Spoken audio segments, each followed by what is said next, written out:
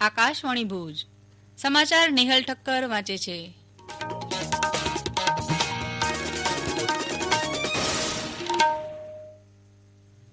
નમસ્કાર. પ્રધાનમંત્રી નરેન્દ્ર મોદીએ વૈશ્વિક રોકાણકારોની ગોળમેજી પરિષદને ગઈકાલે વિડીયો કોન્ફરન્સિંગ માધ્યમથી સંબોધી હતી. તેમણે કહ્યું હતું કે વૈશ્વિક મૂડીરોકાણ માટે ભારત એક આદર્શ સ્થળ બની ચૂક્યું છે. રોકાણકારોને તમામ પ્રકારની સવલત મળી રહે તેવા ઇઝ ઓફ ડુઇંગ બિઝનેસ વાતાવરણને ઊભું કરવામાં ભારત સરકાર મહદઅંશે સફળ રહી છે. તેમણે ભારતની આંતરિક માંગ ઉપરાંત નિકાસ ક્ષમતાની વિગતો આપવા સાથે ભારતમાં પોતાનું કામકાજ શરૂ કરવા માટે આમંત્રણ આપ્યું હતું. આ પરિષદમાં આંતરરાષ્ટ્રીય સ્તરના મૂડીરોકાણકારો, ભારત સરકારના ઉચ્ચ અધિકારીઓ તથા ભારતના વેપાર જગતના પ્રતિનિધિઓ સાથે સંવાદ કર્યો.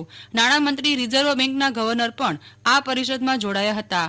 આ પરિષદમાં ભારતીય અર્થતંત્ર, માળખાકીય સુધારા, સરકારનો ભાવિ દ્રષ્ટિકોણ વગેરે બાબતોને ધ્યાનમાં લઈ ભારતમાં મૂડીરોકાણ વધારવા અંગે ચર્ચા કરાઈ હતી. ગુજરાત શ્રમયોગી કલ્યાણ બોર્ડના ઉપક્રમે આયોજિત વિવિધ યોજનાઓના ઈ શુભારંભ તેમજ 2 નવનિર્મિત ભવનના ઈ લોકાર્પણ મુખ્યમંત્રી વિજય રૂપાણીએ ગાંધીનગરથી વિડીયો કોન્ફરન્સથી કરાવ્યા હતા. આ પ્રસંગે મુખ્યમંત્રીએ જણાવ્યું કે રાષ્ટ્ર નિર્માણ, રાજ્યના વિકાસ અને જીડીપી ગ્રોથમાં શ્રમિકોના કૌશલ્ય, પરિશ્રમના સમન્વયનો ફાળો છે. મુખ્યમંત્રીશ્રીએ અમદાવાદ અને વડોદરામાં કુલ 4,59,00,000 રૂપિયાના ખર્ચે નવનિર્મિત શ્રમયોગી કલ્યાણ કેન્દ્ર ભવનોના ઈ લોકાર્પણ તેમજ ઇન્ડિયન ઓઇલ કોર્પોરેશન દ્વારા CSR અન્વયે 35 લાખના અનુદાનથી શ્રમિકોની આરોગ્ય તપાસ માટેની 3 મોબાઈલ વાન અને મોબાઈલ એપના લોન્ચિંગ કર્યા હતા. આ પ્રસંગે રાજ્યના શ્રમિકોને ઉદ્યોગોમાં અકસ્માતે મૃત્યુના કિસ્સામાં તેમના વારસદારોને 1 લાખ રૂપિયાની સહાયની શ્રમયોગી અકસ્માત મૃત્યુ સહાય યોજનાનો પણ પ્રારંભ કરાવ્યો હતો. રાજ્ય સરકારની ભરતીઓમાં જગ્યાઓ માટેની જાહેરાત પ્રસિદ્ધ કરવામાં આવી છે. આવનાર 1 વર્ષ માટે આ ભરતી પ્રક્રિયા હાથ ધરવામાં આવશે. ડિસેમ્બર મહિનાથી આ ભરતી પ્રક્રિયાની શરૂઆત થશે.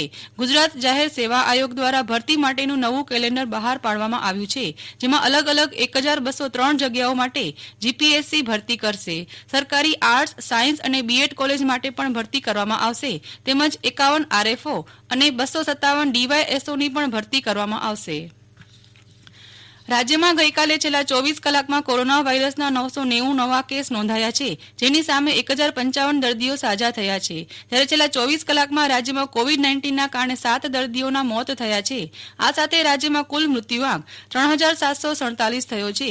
જ્યારે રાજ્યમાં કોરોનાના કુલ કેસનો આંક 1,77,598 પર પહોંચ્યો છે. તેમજ રાજ્યમાં સાજા થવાનો દર 90.95% છે. કચ્છમાં ગઈકાલે કોરોનાના વધુ 13 કેસ નોંધાયા હતા. આ સાથે કુલ કેસનો આંક 2,800 પાર થઈ ગયાનું આરોગ્ય વિભાગે જારી કરેલા સત્તાવાર આંકડામાં જણાવાયું છે. તો 14 દર્દીઓ સાજા થતા સાજા થયેલા દર્દીઓની કુલ સંખ્યા 2,494 પર પહોંચી ગઈ છે. નવા 13 કેસ પૈકી ભુજ શહેરમાં સૌથી વધુ 5 અને ગાંધીધામમાં 4 તો અંજાર શહેરમાં 1 તેમજ ભુજ અને નખત્રાણાના ગ્રામ્ય વિસ્તારમાં 3 કેસ નોંધાયા હતા. આઈપીએલની પહેલી ક્વોલિફાયર મેચ ગઈકાલે રમાઈ હતી, જેમાં મુંબઈ ઇન્ડિયન્સે દિલ્હી કેપિટલ્સને હરાવીને ફાઇનલમાં પ્રવેશ કર્યો છે. જ્યારે આજે રોયલ ચેલેન્જર્સ બેંગ્લોર અને સનરાઇઝર્સ હૈદરાબાદ વચ્ચે એલિમિનેટર મુકાબલો છે, જેની વિજેતા ટીમ અને દિલ્હી કેપિટલ્સ વચ્ચે બીજી ક્વોલિફાયર મેચ રમાશે અને તેમાં વિજેતા થનાર ટીમ ફાઇનલ મુંબઈ સામે રમશે.